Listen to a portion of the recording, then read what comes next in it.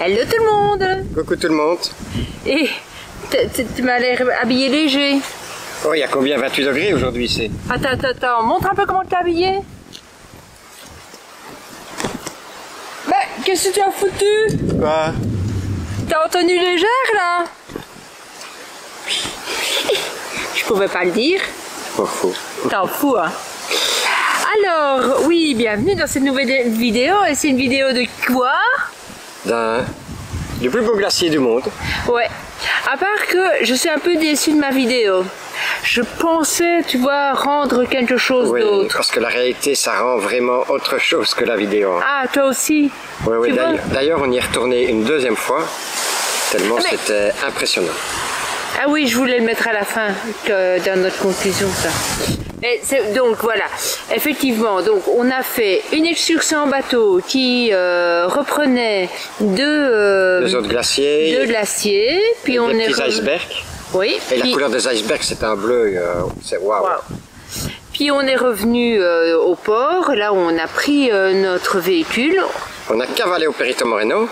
Oui, parce qu'il était déjà tard. Hein. Oui, il était 17 h quand on est arrivé et ça fermait à 7 h. Après ça, on est sorti du parc. On est sorti. Et alors pour dormir, on était quand même à 1h30 de l'entrée du glacier. Donc, on est rentré tard. C'était une grande journée. Oui, mais vous avez vu, on a eu une immense chance. Enfin, vous allez voir, on a eu l'immense chance d'avoir une superbe météo. Et pourquoi est-ce qu'on est allé directement justement voir le Perito Moreno? Parce qu'on n'était pas sûr de la météo du lendemain. Voilà, bref, donc le lendemain on y est retourné une deuxième fois. On a fait 1h30 de route pour y arriver parce qu'on ne peut pas dormir dans le parc. Sans regret, on est arrivé un peu plus tôt, on est arrivé à 16 h, on était parti après-midi. Hein. Mais le temps a suffi. On est resté 2 heures au même endroit en espérant voir tomber des blocs de glace. On n'a pas eu de chance à ce niveau-là, non. Non. Donc, on a eu d'autres images que vous verrez en fin de vidéo. C'était plus nuageux, plus couvert. Ça c'est vrai qu'aussi que la météo est pour beaucoup pour rendre la beauté des lieux. Voilà. Et on se retrouve à la fin de la vidéo parce que j'ai une question à vous poser. Allez. À tout de suite. À tout de suite.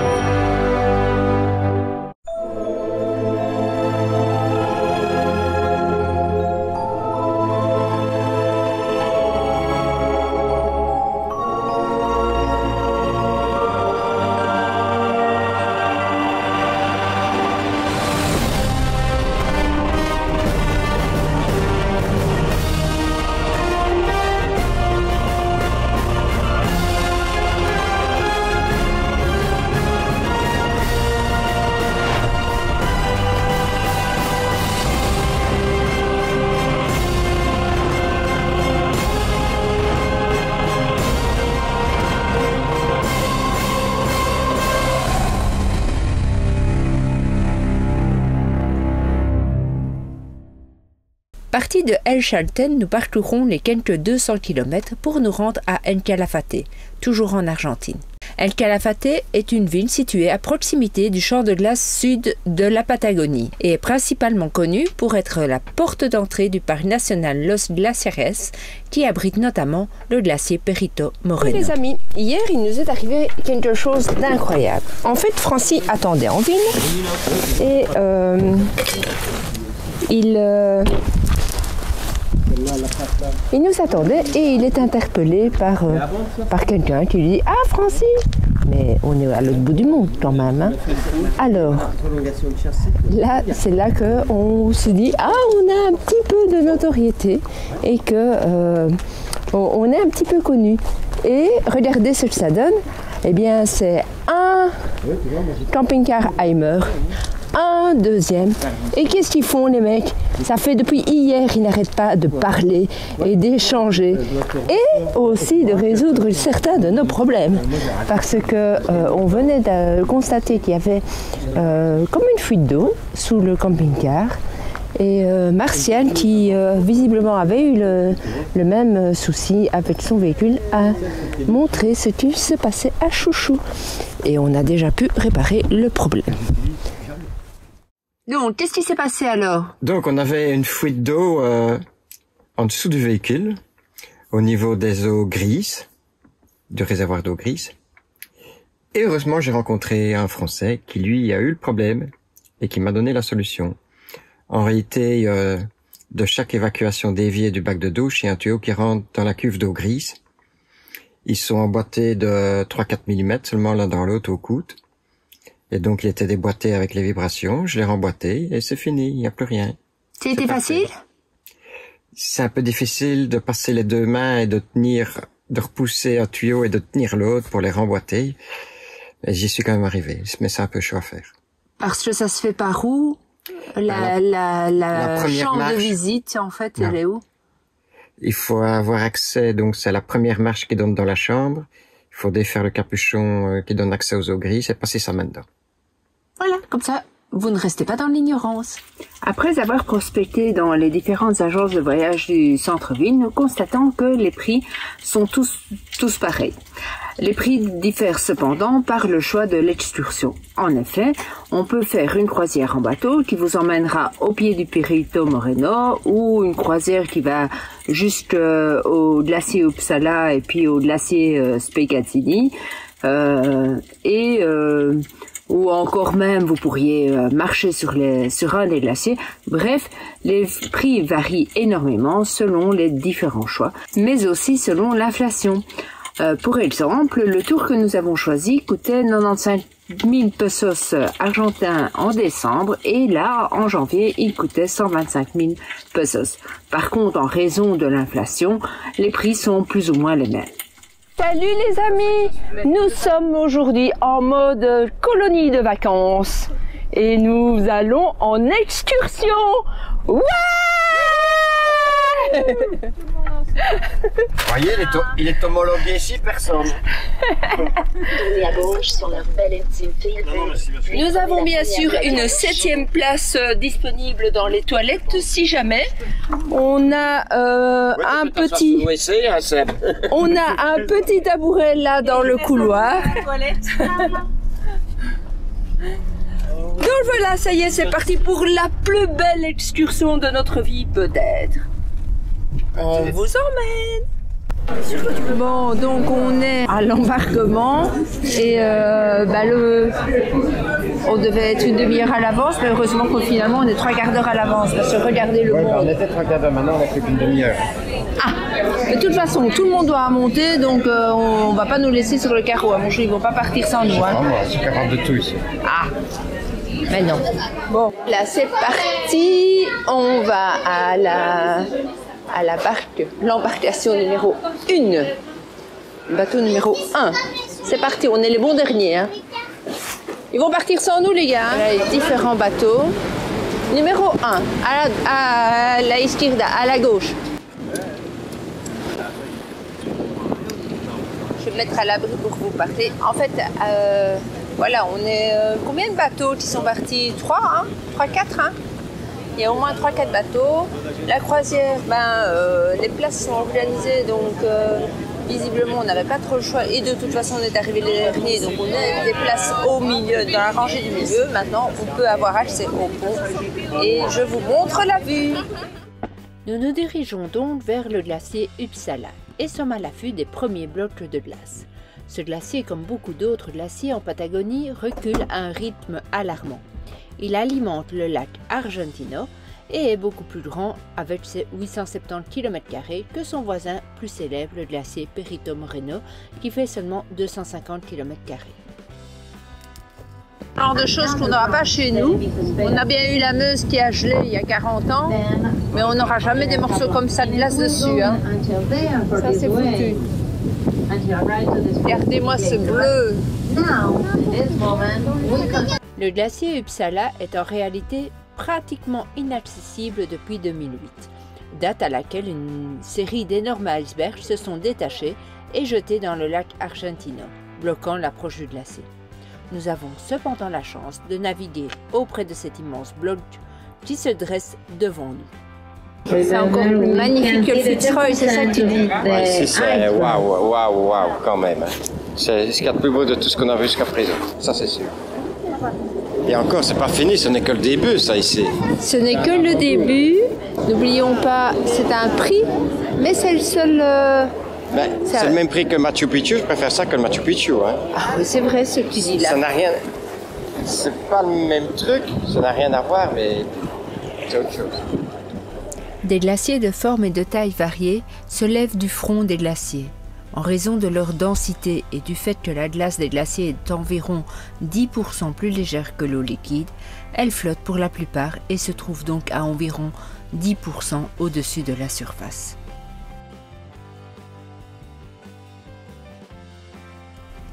Nous nous dirigeons maintenant dans le canal qui nous mène au glacier Spégatini.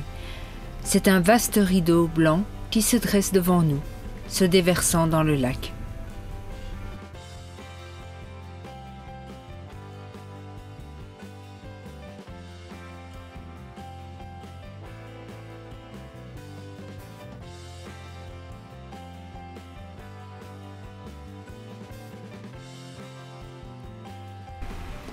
On profite de cette beauté qui fait entre 80 et 125 mètres de haut. On scrute la moindre rupture, faisant chuter de gros blocs de glace qui s'écroulent lourdement.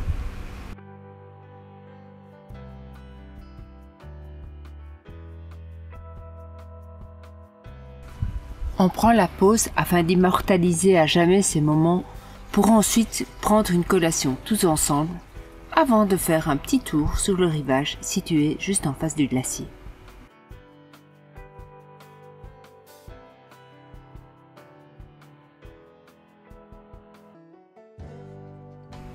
Nous rentrons à présent au port pour se rendre par la route au pied du Perito Moreno.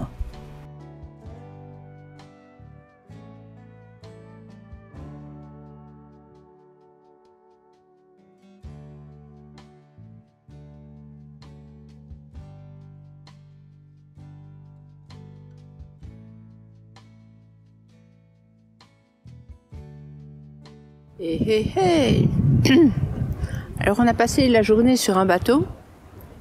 On était déjà waouh. Mais là, regardez. Et encore plus bas, ça va encore être autre chose. L'océan d'iceberg. C'est pas un océan d'iceberg, c'est tout ça.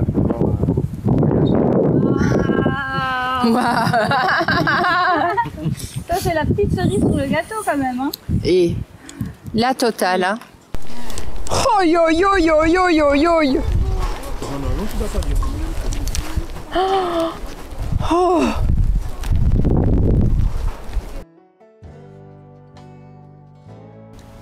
Nous empruntons le parcours bien aménagé qui nous emmène exactement où nous devons nous trouver et au loin nous entendons une fois encore de gros grondements comme des coups de canon.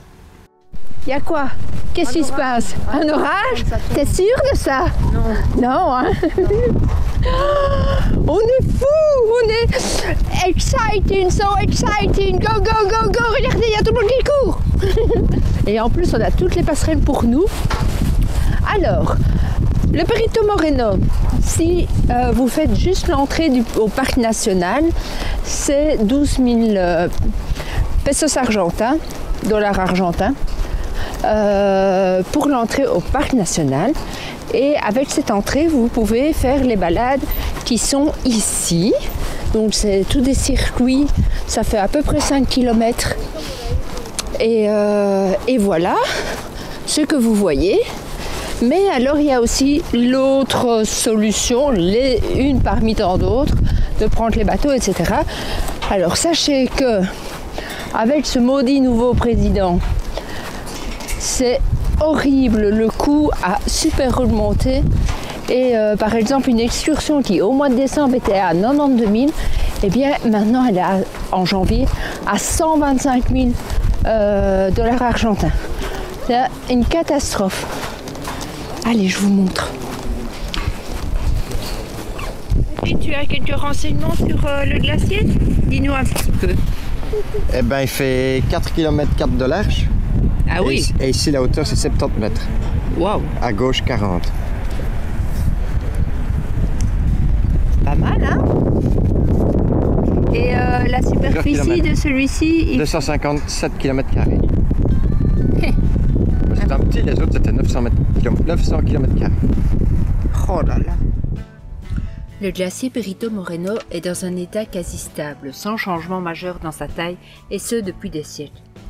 Il forme occasionnellement un barrage de glace qui bloque le drainage de l'eau entre Brazo Rico et le cabal de Los Tampanos. Le niveau d'eau de Brazo Rico monte alors jusqu'à ce que la flottabilité de la glace permette la formation d'un courant sous-glaciaire et que l'eau commence à s'écouler.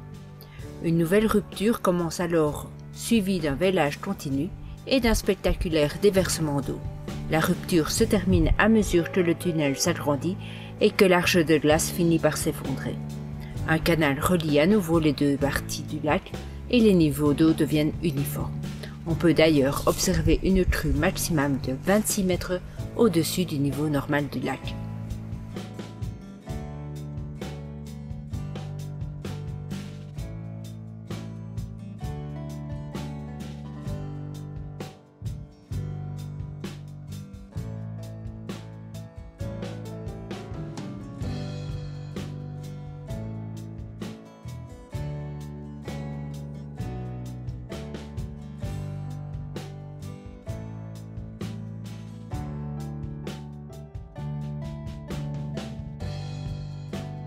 Revoici, nous revoilà. Donc, Nous revoici, nous revoilà. Alors oui, moi j'ai une question. Est-ce que tu pensais qu'un glacier, c'était comme ça, avec tous des pics? oui. Oui. Oui. Enfin, celui-là, je le savais bien parce que j'avais vu en photo. Oui, voilà. Mais non, ça Et dépend. vous? Et vous? Mais moi, j'ai une autre question. Ce qu'il y a ici, le Perito Moreno, c'est un truc de fou, incroyable. Quand on est tout près, c'est waouh. Les craquements, on n'a même pas entendu ça dans ma vidéo, on ne Non, l'entendait pourtant, pas. nous, il y a eu des craquements, des morceaux qui sont tombés, mais qu'on n'a pas eu l'occasion de filmer. Quand les morceaux de bloc, même des petits, tombent dans l'eau, ça fait comme un bruit de canon. Hein. Oui, tout à fait. C'est impressionnant. C'est ça. Et je pense que sur 2 ans et demi de voyage et sur toutes les autres années qu'on a voyagé, ben c'est le truc le plus incroyable qu'on a vu et on pense peut-être la chose la plus belle qu'on a vue de notre vie. Alors dites-nous en commentaire, vous, quelle est la plus belle chose que vous avez vue de votre vie. On parle pas de femmes et de tout ça. On parle d'une chose naturelle, même si les femmes sont naturelles. Il y a quelques artifices. Ah, il y a de la triche.